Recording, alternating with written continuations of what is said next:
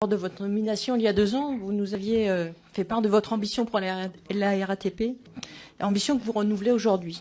Faire de la RATP un leader mondial de la mobilité urbaine, durable et connectée et s'imposer comme le partenaire privilégié des villes intelligentes. La RATP poursuit ainsi son évolution, mais de nombreuses améliorations sont attendues, de nombreux défis restent à relever. Dans le questionnaire qui vous a été remis préalablement à cette audition, vous avez déjà apporté de nombreuses réponses, mais certaines questions subsistent. Je pense notamment à ce qu'a évoqué Madame la Présidente dans ses propos liminaires, l'accessibilité sur l'ensemble des lignes du métro. Seule la ligne 14 est aujourd'hui accessible aux personnes à mobilité réduite. En réponse au questionnaire, vous nous indiquez que chaque station, nouvelle station créée, en prolongement d'une ligne existante, est systématiquement accessible. Qu'en sera-t-il pour l'ensemble des stations existantes? Quelles sont vos ambitions en la matière et à quel horizon? Une autre question se pose aussi sur le bien-être des passagers. À chaque retour des fortes chaleurs, chaque usager peut faire l'amère expérience d'un air étouffant au sein des rames de métro. Quels sont vos objectifs en termes de déploiement de la climatisation et d'amélioration de l'expérience usagée? Autre sujet, la saturation aux heures de pointe. À Paris, la politique menée par la municipalité pousse les habitants à abandonner leurs véhicules, à se reporter vers les transports en commun. Or, de nombreuses lignes sont déjà au maximum de leur capacité à certaines heures. Comment la RATP compte-t-elle faire face à une fréquentation croissante des transports? Concernant la qualité de l'air dans les couloirs du métro, qui serait jusqu'à 30 fois plus pollué qu'à l'extérieur, avez-vous des données précises et fiables à nous transmettre sur l'ampleur de cette pollution? Enfin, une autre question, c'est l'enjeu lié au transport du futur, que ce soit le développement des navettes autonomes ou encore le verdissement des flottes. Croyez-vous à l'essor des véhicules autonomes dans un futur proche? Pensez-vous que l'hydrogène soit une énergie d'avenir au sein de la RATP? Enfin, vous avez évoqué la sûreté. Avec mon collègue Michel Vialet, nous avons rendu un rapport comprenant de nombreuses préconisations défendues dans la loi d'orientation des mobilités et que nous continuerons à défendre dans de futurs projets de loi. Il a par exemple été intégré dans la LOM un article autorisant l'expulsion des sans domicile fixe des stations lorsque ceux-ci refusent une place d'hébergement. Comment est traitée la question de ces personnes au sein de la RATP? Enfin, pour conclure, il existe une hausse de 30% des agressions sexuelles qui se multiplient dans le métro. Comment la RATP compte-t-elle endiguer ce phénomène? Je vous remercie. Sur l'accessibilité, alors là, je pense qu'il y a plusieurs choses qu'il faut avoir en tête. Il y a le service et les infrastructures. Je voudrais revenir sur la question d'abord des infrastructures et ensuite du service. Sur les infrastructures, aujourd'hui, il faut avoir en tête que 100% du réseau parisien de bus est accessible.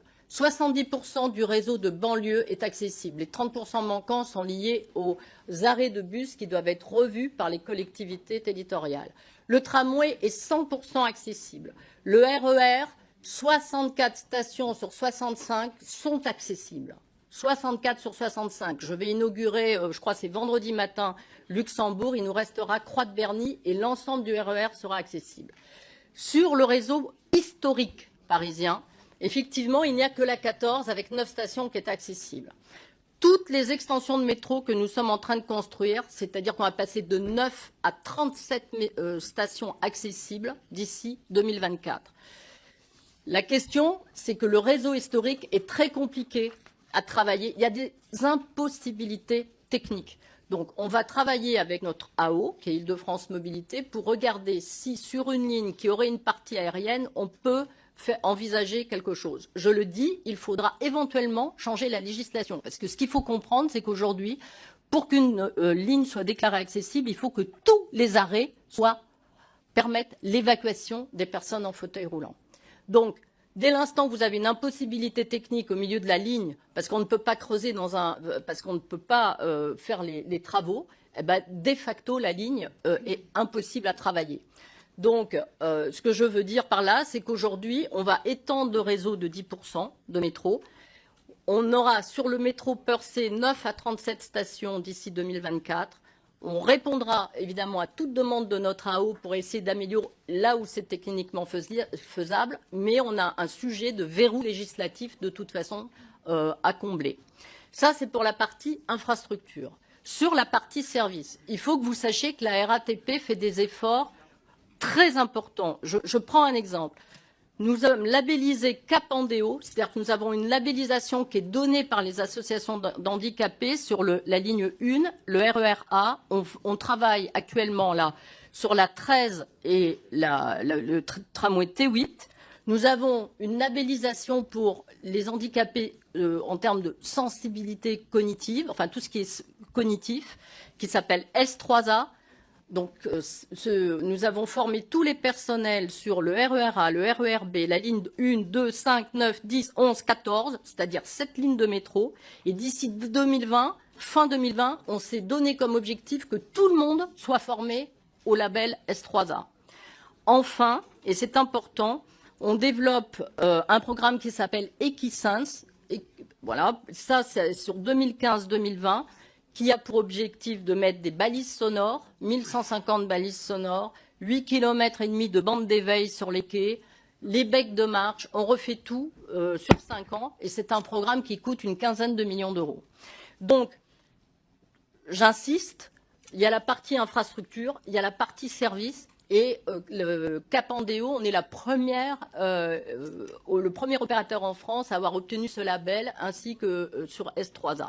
Donc on est vraiment très motivés. Par ailleurs, il faut savoir que je préside un comité avec les associations d'handicapés, sur lequel on leur fait remplir des carnets de voyage pour pouvoir prendre leurs idées et essayer d'améliorer autant que faire se peut les services au fur et à mesure que nous avons des retours d'expérience de leur part, et nous avons un ambassadeur de la RATP dans le monde handicapé. Bon, je tiens à le dire parce que là, sur les histoires et c'est très important, je le sais, en termes de qualité de service liée à la canicule et à la climatisation. Il faut savoir que le métro, et vous le savez tous, les tunnels sont petits, et quand vous regardez la hauteur de nos rames, il y a très peu d'espace entre la hauteur des rames et le tunnel. Pourquoi je commence par quelque chose d'aussi prosaïque?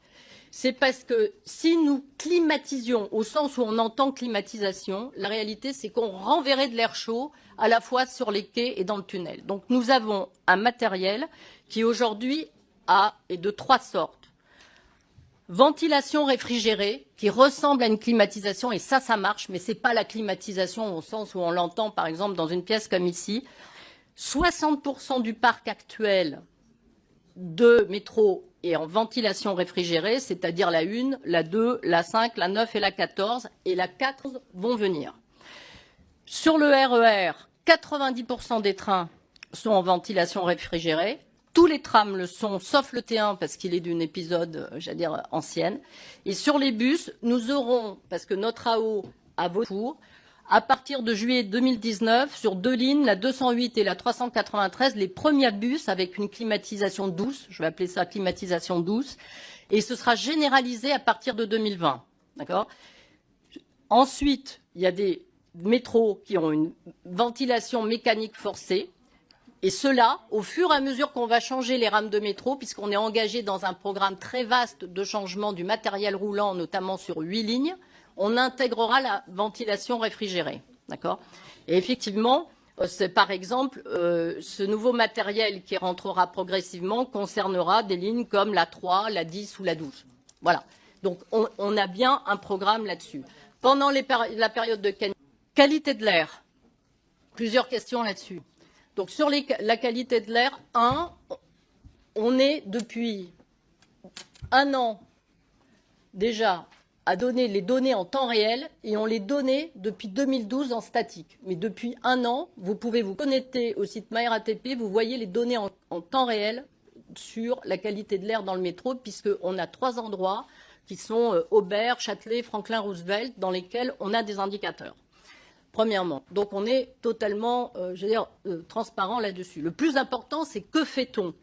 Que fait-on? C'est on met du freinage électrique, puisqu'en fait, contrairement à ce que j'ai pu entendre, le dioxyde de carbone est quasiment pas présent dans le métro. Donc la pollution dont nous parlons est une pollution de particules fines, d'accord? Donc qu'est-ce qu'il faut faire pour ça? Le plan, c'est freinage électrique sur le matériel roulant. Alors là, c'est déjà le cas, j'allais dire, de l'intégralité, par exemple, des RER et d'une grande partie des lignes de métro. Et au fur et à mesure qu'on change les matériels, évidemment, on le fait. 2, il faut penser aux trains de travaux. Je rappelle qu'on a 400 chantiers par nuit. Et évidemment, on utilise des trains de travaux. Donc, sur la partie métro, c'est déjà ou en batterie autonome ou élec, pas de problème. En revanche, on avait un sujet sur les trains de travaux du RER 45 millions d'euros sont investis dans les 3 ans à venir. C'est CAF qui va nous changer, l'entreprise CAF, pardon, qui va nous changer tous les trains de travaux du RER. Troisième élément fondamental, c'est la ventilation. On a eu un programme de 100 millions de ventilation entre 2014 et 2015. Le programme 2016-2020, c'est 45 millions de rénovation et j'allais dire, d'insert de la ventilation.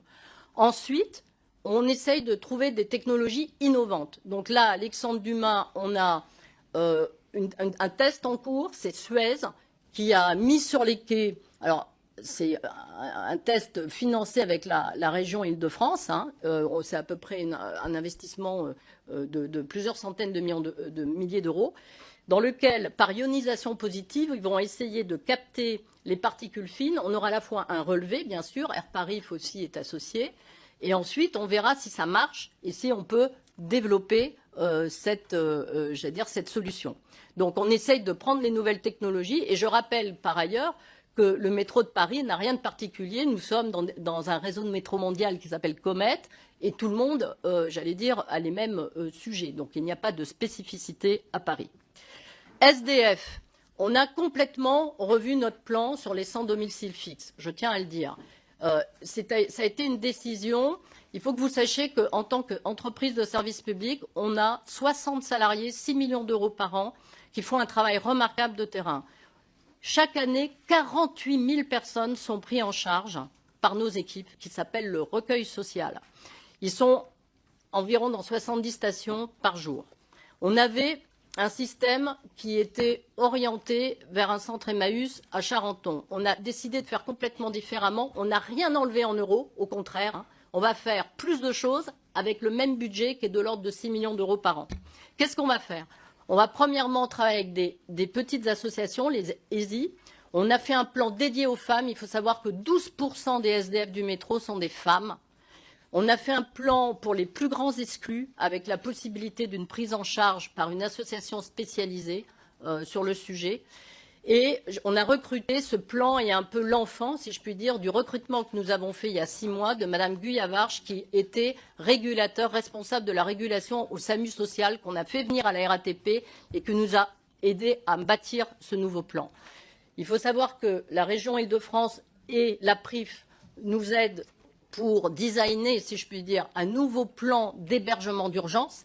Mais nous, effectivement, notre sujet, c'est d'aider les 200 à 300 personnes environ qui sont dans le métro et qui sont en grande situation de détresse et d'exclusion. Et ça fait partie de la mission de la RATP. Là aussi, c'est une mission de service public, parce que je ne vois pas les autres opérateurs du privé, pour l'instant, faire ça. Hein, je le dis comme je le pense. Sur les agressions sexuelles, évidemment, c'est un sujet absolument majeur. Nous avons mis en place un numéro qui est le 31 17 plus éventuel, ça c'est un numéro téléphone 31 17 7 par mobile, application. On a fait des campagnes contre le harcèlement sexuel avec l'ensemble des opérateurs sous l'égide de la région. Les chiffres effectivement sont en croissance, mais on ne sait pas dire si ces chiffres sont liés aussi au fait que maintenant, avec le nouveau dispositif, la libération de la parole, il n'y a pas aussi... Ce qu'il faut garder à l'esprit, et je le dis, on aide parfois d'ailleurs à porter plainte. Les équipes du GPSR ont un temps d'intervention actuellement moyen de 11 minutes. Le GPSR est formé. Toutes nos équipes ont été formées sur le volet accueil, recueil de la plainte et environnement juridique de cette plainte. Il faut porter plainte. Je vais vous dire pourquoi il faut porter plainte, parce que 75% des plaintes qui ont été déposées, nous sommes arrivés, bien entendu la police est arrivée, à récupérer les agresseurs. Donc c'est un taux, d'élucidation qui est très élevé. Voilà. Donc il faut effectivement, on a tout ce process en place, et je rappelle, le 31 17 est un numéro absolument fondamental et qui permet, d'avoir évidemment une solution, et il s'installe sur le mobile très facilement. Il y avait des questions sur l'innovation.